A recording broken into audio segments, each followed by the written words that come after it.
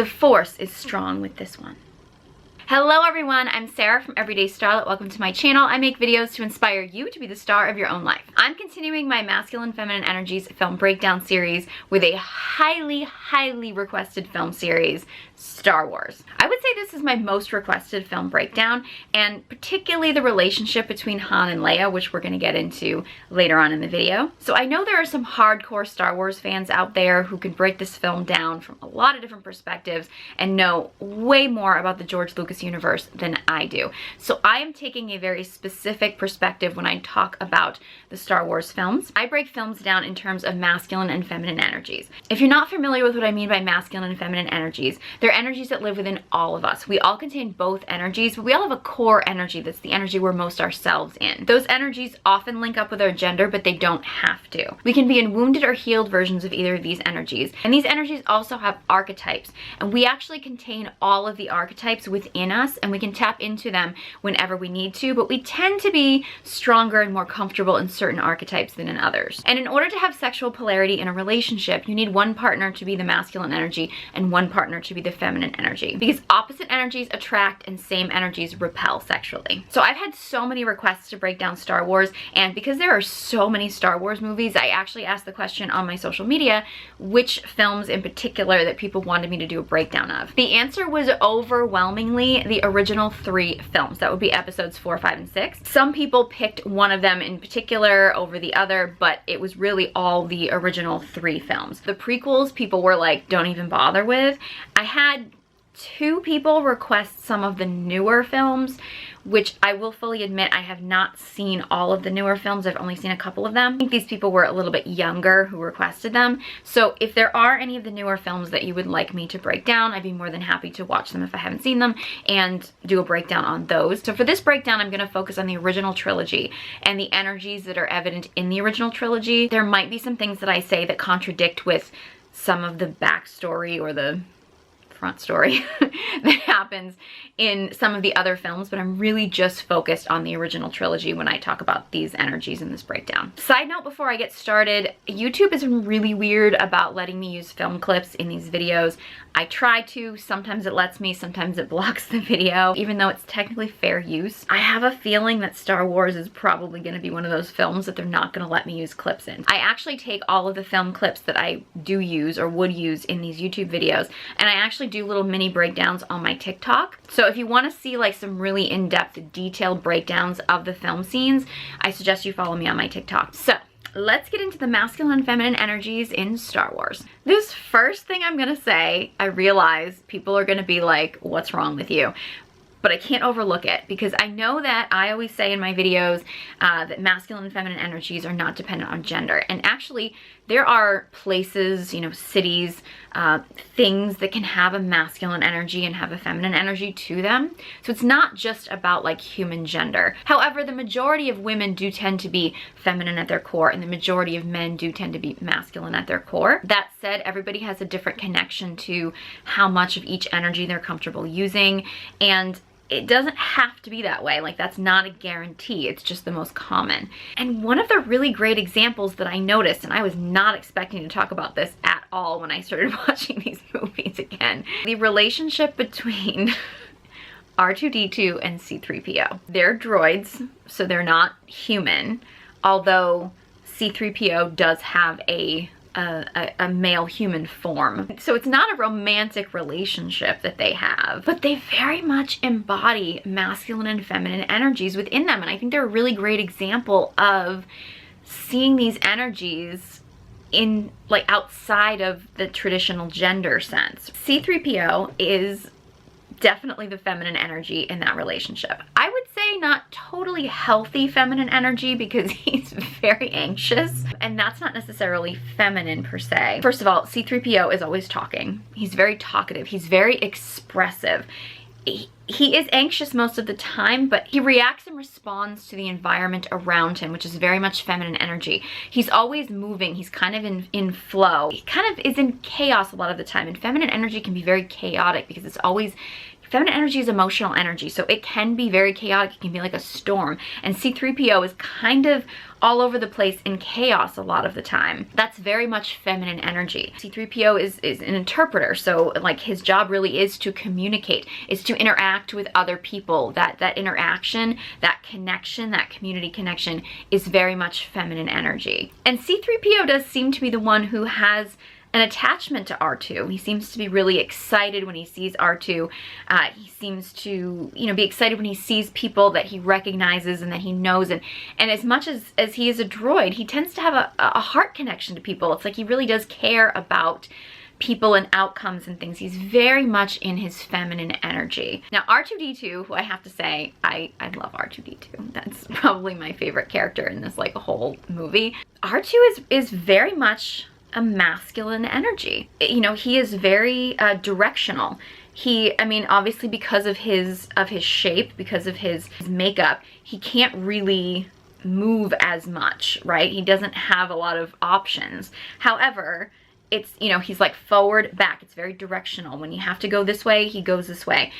You know, he'll just turn his head only when he needs to. Extends different antennas that stick out when he needs to insert something, when he needs to penetrate something. We're getting a little edgy here. But yeah, but it's, I mean, it's not sexual, obviously. It's a robot, but if you think about it, R2 is very much the masculine energy. R2 has a mission. You give R2 a mission and R2 is gonna do whatever it takes to actually get that mission done, whereas C-3PO is more the one who's sort of hesitant, who's a little bit more chaotic, is more reading the scene and being like, oh, is this safe, is it not safe? Whereas you have R2-D2, which is much more directional, is like, I have a mission, I'm going for it, I'm gonna face whatever I have to face when I get there, and whatever obstacles have to happen, he's just going for it. And that's all very masculine energy.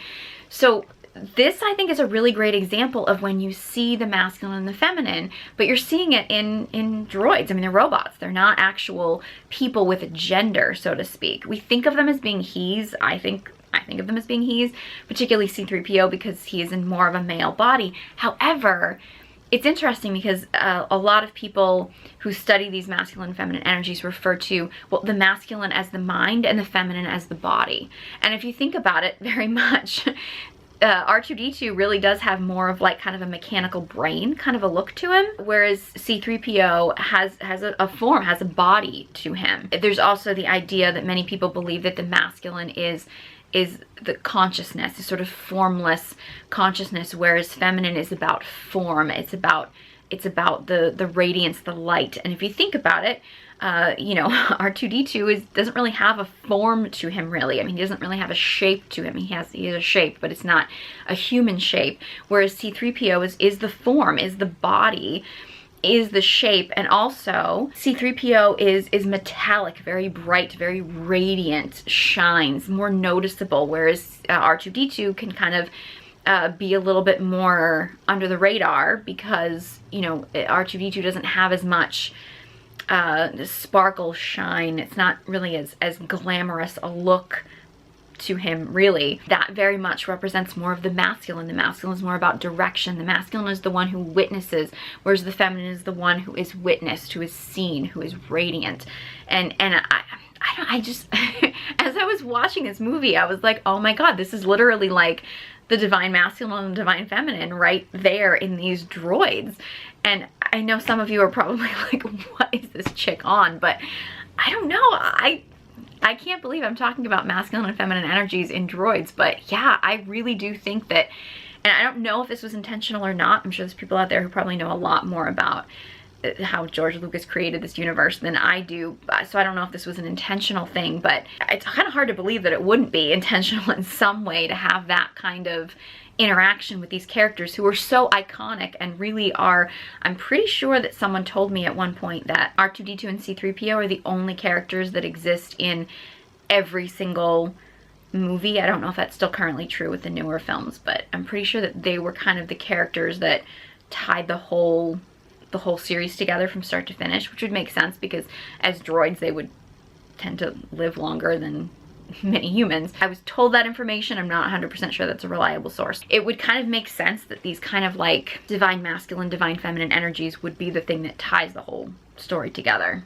So one of the things that I've talked about in a few other videos before is this concept of masculine initiation. Many cultures believe that the masculine needs elder masculine leaders in order to guide him from boyhood into manhood, into stepping into his masculinity, going from immature masculine to a mature masculine, if you want to look at it that way. I mentioned this in my video about the masculine archetypes, which is my Cousin Vinny breakdown. And I also mentioned this in my 300 breakdown, which is actually, I think, my most popular breakdown so far. In the 300 breakdown, it's interesting because they go into the actual initiation process from boyhood to manhood. And it is very specifically to turn boys into Spartan men and to turn men specifically into warriors. That's their main purpose. And if you think about the original Star Wars movies, it really is the story of Luke Skywalker going from boyhood to manhood. It's really that it's about his initiation process. This whole film series is about his initiation process from being a boy to being a man. And the thing I find ironic about it is that many people believe, I'm one of them, that the biggest problem that we have today in our society is because we don't have masculine initiation processes. We have a massive shortage of healthy masculine leadership who are actually bringing boys from boyhood into manhood to actually teaching men how to and guiding them into being in the fullness of their masculine energy. That's one of the reasons why we have so many men in our society now who are basically man children. They've grown up physically, but they haven't actually grown into their full masculinity because they haven't had the guidance. And I think that Star Wars is a great example of that initiation process. It's of that transition, of the fact that, you know, Luke had Uncle Owen who had raised him to a certain level, and then it was time for Obi-Wan to step in, and Obi-Wan steps in, and then Yoda steps in. And you could easily argue that Darth Vader had a big part in that too, in that process of essentially initiating Luke into, in his case, it was becoming a Jedi, which is going to look different than, say, becoming a Spartan warrior. But it really is about Luke's initiation process, specifically when you look at the conversation that Luke has when he meets Yoda, and Yoda is kind of hesitant to train Luke, and he's kind of having the Force conversation with Obi-Wan, and basically saying that Luke isn't ready, he's not trainable. You know, he's too adventurous, he's too looking at the horizon, he's not present. He points that out because the masculine is about presence. The masculine needs grounded presence in order to fully step into that level of masculinity, because you need that in order to be a leader, and masculine energy is the energy of leadership. So you need that in order to be a leader, and that's one of the things that Yoda is hesitant about when it comes to training Luke. And Luke is kind of arguing that he's ready for this, and they end up going through the training process, and of course there's a lot of bumps along the way in the process. And the fact that these Star Wars movies are so popular among males in particular, I think might actually be an indication that men, males, boys, adolescents are just craving this kind of masculine guidance. I think a lot of them resist it. I think a lot of them are hesitant to it because it's become so common in our society to not have a masculine initiation process for boys. But I really do think that that's one of the reasons why this film has become so popular, is because there's a lot of sort of lost boys, that's a different movie, but like there's a lot of lost men in the world who haven't had that guidance, and I think are craving it, so that when they see characters like Yoda and Obi-Wan, they're drawn to it because they're drawn to that elder masculine wisdom that they're really not getting. And I think too, there's a lot of symbolism in the fact that Luke really feels abandoned by his father. There's obviously a lot of complications and backstory as to why that situation happened, but if you're just taking it from this original trilogy, Luke feels abandoned by his father. He wants to connect with his father. He desires it. He realizes that his father is essentially on the dark side. He's chosen evil as opposed to chosen good. But Luke wants to believe that his father is good, that there's good in him. He has this genuine desire to connect with his father, which I think you're seeing in a lot of particularly young boys. You see it with girls too, but in this particular situation, young boys who don't feel like they've had a father figure, and they're sort of longing for, or maybe they've had a really bad male or father role model in their life, but they want to emulate him anyway because they have this desire to connect, which is, I think, one of the reasons why you see a lot of boys who get into a lot of things and repeat the cycle that their father had. If their father maybe made some bad choices, is that many boys end up repeating those same bad choices because that's the way they feel like they can connect to their father. And I think you're seeing that so much nowadays. And there's also a belief that in order for a boy to step into his masculinity, into his manhood, he kind of needs to, and this is metaphorical, mind you, kill off his father, so to speak. And what that really means is he needs to essentially kill off the expectations and the limiting beliefs and the ideas that his father has basically put on him that aren't his own, and actually really sink into his own truth and not be living for his father, but be living for his own truth.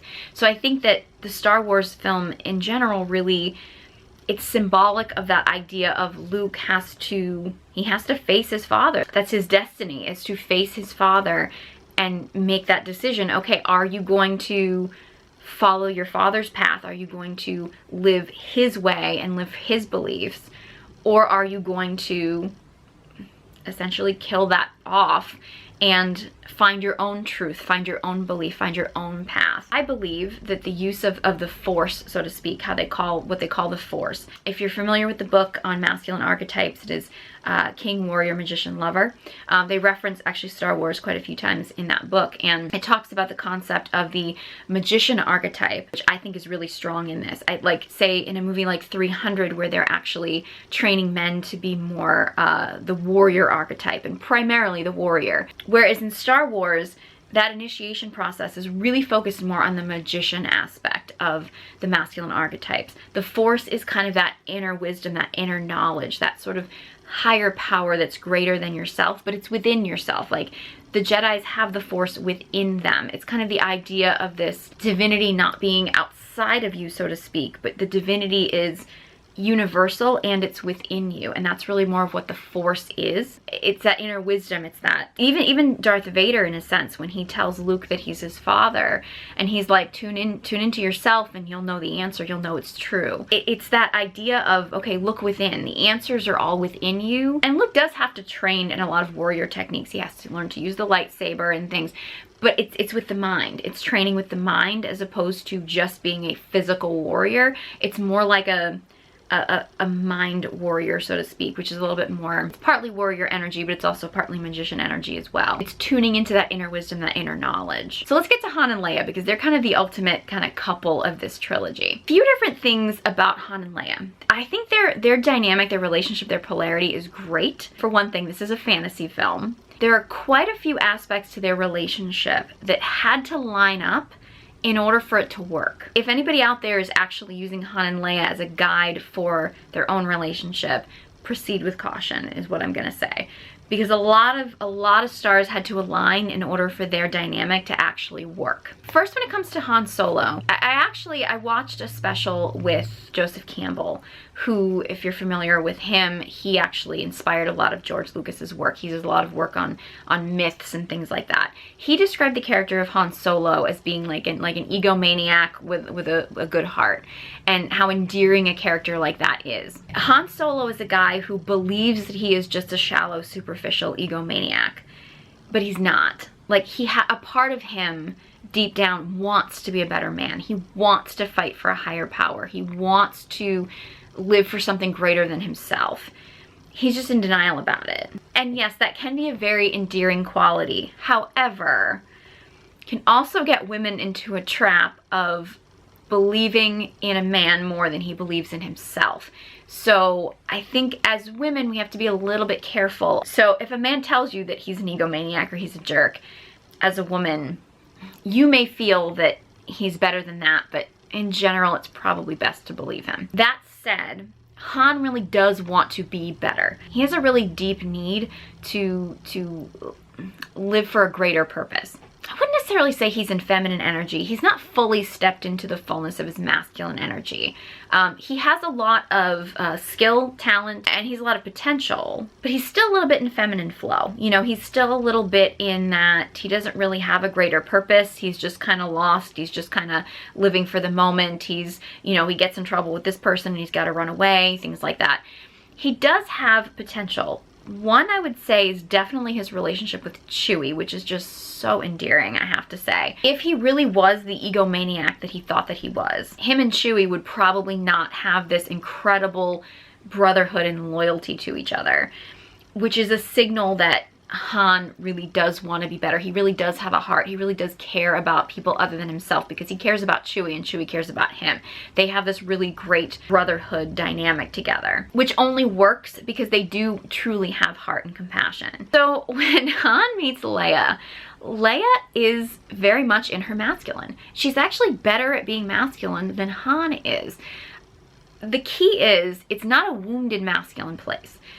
Leia has a direction, she has a purpose, she has a mission that is greater than herself, but this is her calling. She's living her calling, and she's very driven and very fearlessly going for it. Like she has a passion and purpose in life. It's not coming from an ego place, it's coming from her truth. It's coming from the woman that she knows that she needs to be. This is her path. I mean, as they allude to, she really has the force within her as well. So she really has this connection to a higher power. And she's really good at it. She's better at it than Han. Han doesn't really have anything that he really cares about, like a specific purpose or direction in life. But he meets Leia, and I really do believe if Leia had been coming at this from her ego, from having to prove herself, from having to be better than other people, or out of a hatred of men, of this, you know, I need to prove that I'm better so I can feel worthy. If it wasn't coming from a really grounded, rooted place, if it was coming from her ego, this masculine energy that she's carrying, I think Han would have been instantly repelled. I think he would have wanted nothing to do with her, and they never would have gotten together. But because Leia's masculine energy was so rooted and grounded, and because Han wanted to be better, like he wanted to have a direction, to have a passion and purpose, them coming together is, Han was inspired by Leia. He fights it a lot, like he really does fight that, but he's inspired to step up because he realizes that, hey, this woman has more of a direction and a passion and purpose than I do, and he uses that to inspire him to step up. That's a tricky dynamic. It's very difficult for women to be in masculine energy and not have it slip into ego, into wounded masculine. That's a fine line right there. It's also difficult for men who don't necessarily have a strong connection to their masculine energy and are living more from ego, or living more in kind of that, I would say, feminine flow. It's difficult for them to jump that hurdle, to then break through their ego stuff, to move into their masculine energy. That dynamic in real life is a tricky thing to work out, but it is possible. It is possible for a woman who has a very strong masculine direction to inspire a man who wants to step into that. It can inspire him to step into that masculine direction. Doesn't always work that way, and it's not always a smooth process, but it is possible. Now, another key piece, and there's a scene actually when Han and Leia first kiss. Really interesting, their dynamic. Han is basically saying he's leaving, he's done his part, he's helped out, but he's just gonna go because, you know, he's got a bounty hunter looking for him, and he's not interested in fighting this. He's not interested in walking into this. Other people can have this direction and can fight for their cause, but he's not doing it anymore. And he decides he's gonna leave. His interaction with Leia is really interesting. Leia basically is kind of trying to convince Han to stay, but doesn't want to admit that she wants him to stay. Han wants Leia to admit that she wants him to stay. And they have this really interesting back and forth. Few things to note. For one thing, Leia complements Han's skills. Han knows where his skills are. He knows what he is good at. He knows he's a great pilot. He knows what his skill set is. And Leia always complements that. She doesn't dismiss the things that he's good at. That's an important distinction. It's kind of almost a throwaway thing in the scene, but I think it's a really important lesson for women to know. When I talk a lot about challenging a man, about inspiring a man, about breaking through a man's ego and giving him what his soul wants, I talk a lot about this. The key is complimenting men and encouraging men when they do something well is very important. It's also really important to remember to never bash a man or say he's not good at something that he actually is good at, especially if he knows that he's good at it, because that's going to instantly repel him. If she had been angry at Han for leaving and had started saying that he wasn't a good pilot or started trashing the things about him that he knew were his good qualities, game over, because he knows that's not the truth. So if she had actually not been coming from a place of truth, that would have repelled him, because the masculine desires truth. The masculine in all of us desires truth, desires honesty and reliability. If as the feminine partner, if you come to the masculine from a place of saying something that he knows isn't true, it's gonna repel him. He's not gonna see you. It's not gonna make sense to him, because the masculine is always seeking truth. So Leia is always careful about never criticizing Han and also complimenting him on the things that they both know are the truth, are his strong qualities. But she calls him out on things that he knows he could be doing better. And his ego doesn't like that. But his truth is gonna know. Like, if she knows that he wants to do something greater, he wants more passion and purpose in his life, he knows that's true, and she knows that's true. He's just not admitting that. So calling him out on something like that, it's probably going to anger his ego. Of course it's going to. However, his soul is going to know that it's true. So that's where it's a really careful distinction, is not ever criticizing a man or downplaying a man for his strong qualities, because that's just cruel. That's just cruelty. But challenging him in areas that you know he knows he could be doing better. And you know he could be doing better. His ego is not necessarily going to like it, but his soul is going to know that it's true, and it's going to inspire him to then move into a better version of himself. And that's what happens in their interactions, is he really does step into a better version of himself because of Leia's challenges to him. And also too, before Han and Leia's first kiss, if you notice, Han really does step into his masculine in that moment. You know, she calls him a scoundrel. She's calling him out on these things. And he really, I mean, talk about masculine energy. He actually like penetrates her with his like, oh, you think I'm a scoundrel? You like that I'm a scoundrel, right? He turns that around, and it's a perfect masculine feminine dynamic, because she just softens with him. I mean, she's still kind of fighting him a little bit, but she softens with him. It's like that moment of her being able to just fully relax into her feminine energy, because Han has literally just, he's like, okay, now I'm in my masculine now, and I know you like me because I'm a scoundrel. I know you like the things about me that you say you don't like about me. Like, he's now reading into her. I mean, he basically is calling her out, because he knows that she's attracted to his strong side, his strength, his kind of warrior energy, that scoundrel part of him. He's penetrating her with his gaze. It's such a masculine moment, and it softens her. And I think that goes to show that, like, if a woman is feminine at her core, she could have a lot of masculine drive and direction, but when a true masculine man steps into his masculine energy, like steps into that like penetrating presence of the masculine, it can just soften her, and it can feel so unbelievably delicious. And that interaction when they first kiss is just, it's such a sense of like, he's like, yep, I'm stepping into my masculine, I'm taking control right now. They've been kind of in this back and forth where he's trying to get her to say something and she's trying to get him to say something, and they're kind of back and forth, and he just takes control and is like, this is what you like about me. And then they have this moment. It's just, whew, it's good, it's hot. And Han and Leia's like I love you scenes are actually, they're iconic. But it's really interesting. First of all, Leia says it first. She says I love you first, because that's Leia's starting to soften her heart. She's starting to really step into her feminine energy when she's with Han, because Han is now starting to step into his masculine energy and having a masculine direction. And this is actually, you know, Han doesn't know if he's going to survive or not. He doesn't. He's actually potentially going to be killed. And Leia just feels this overwhelming sense of love for him, and she says, I love you. And he's like, I know. He thinks he could die. I mean, he thinks he's about to die, and that's his response. And I think what that does is it shows that he doesn't have that neediness. He's not saying it to her just because she said it to him. He's not ready to say it yet. So he doesn't say it because it's not his truth at this point. Now, he doesn't know if he's going to survive or if he isn't, but in that moment, he doesn't say it back. He just is confident in the fact that he knows she loves him. It's this lack of neediness. He doesn't need to please her. He's not saying it back just because he's about to die or because it's what she needs to hear.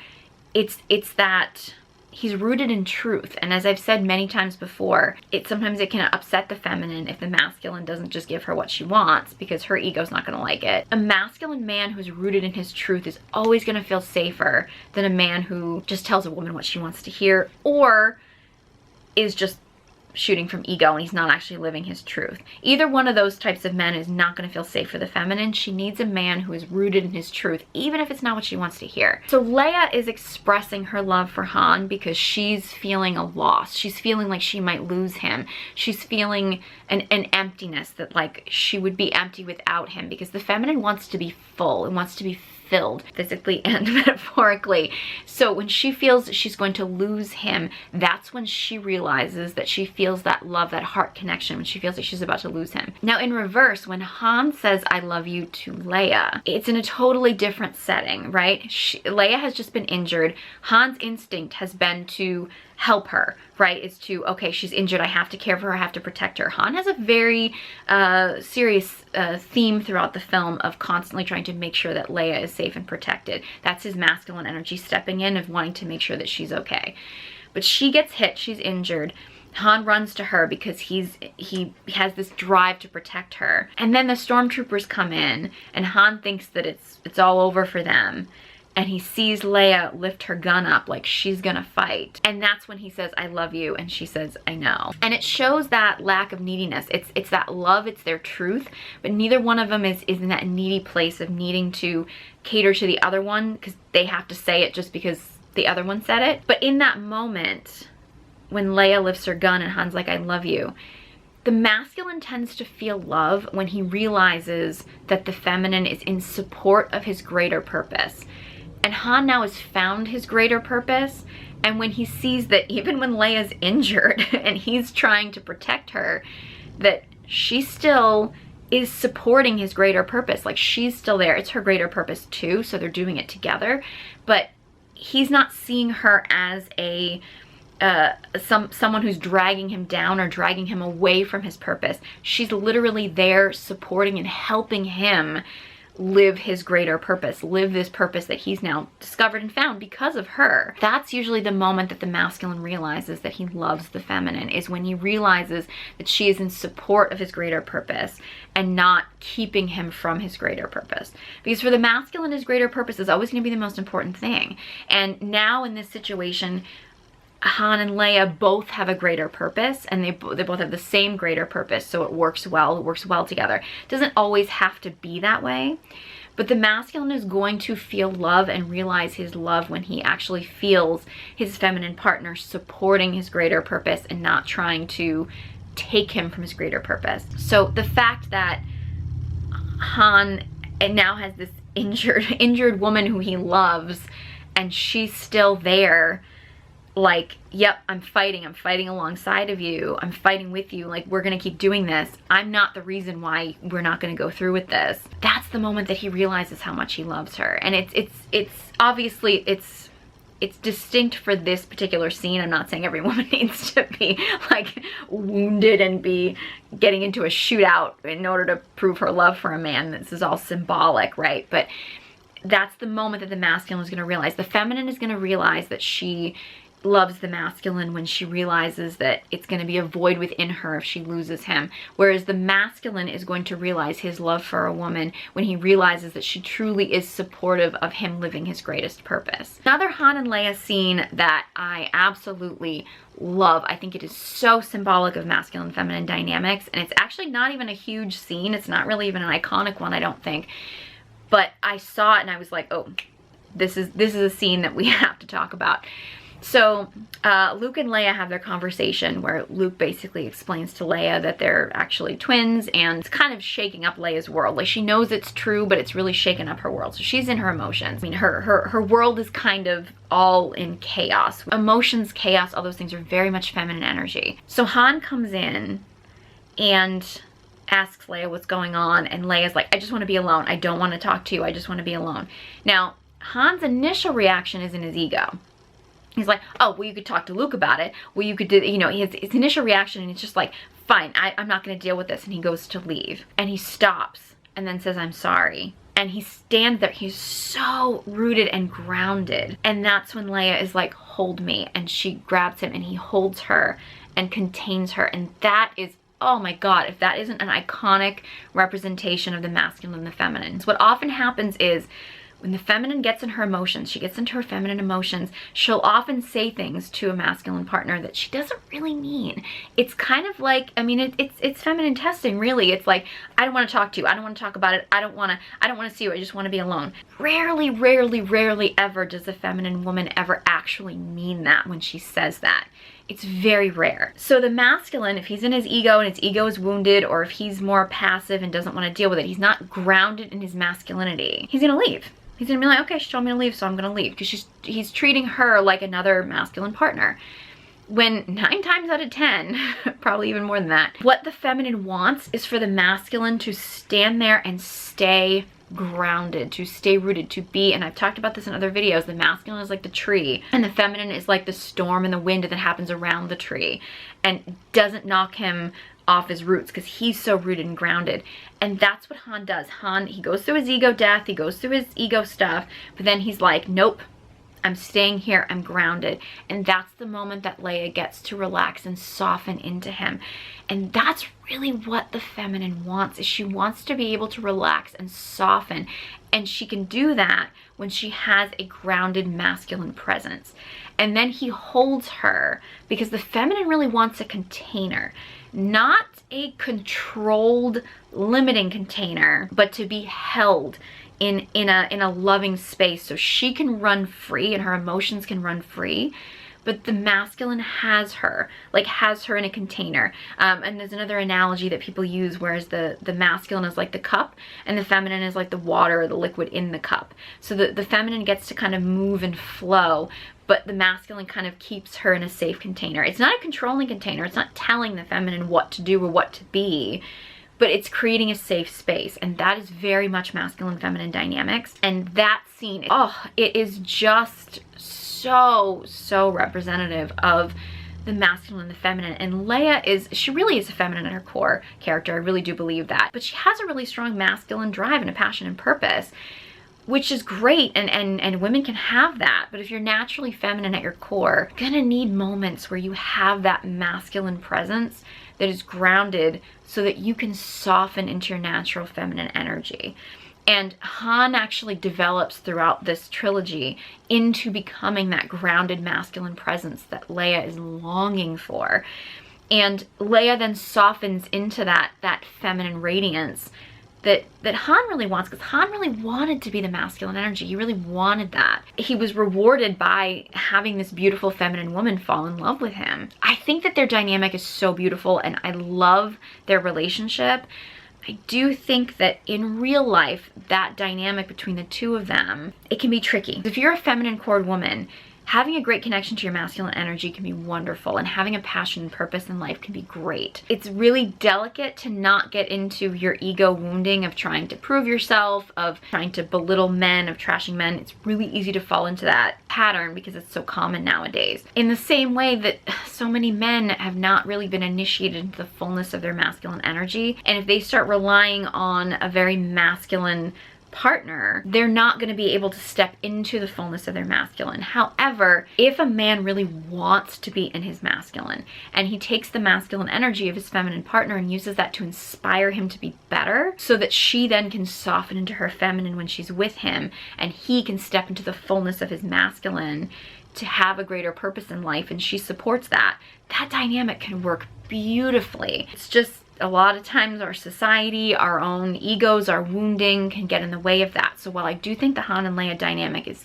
beautiful and amazing. It can be tricky to actually emulate in real life. It's a fantasy for a reason. And I do think too, there is that concept that so many women fall into.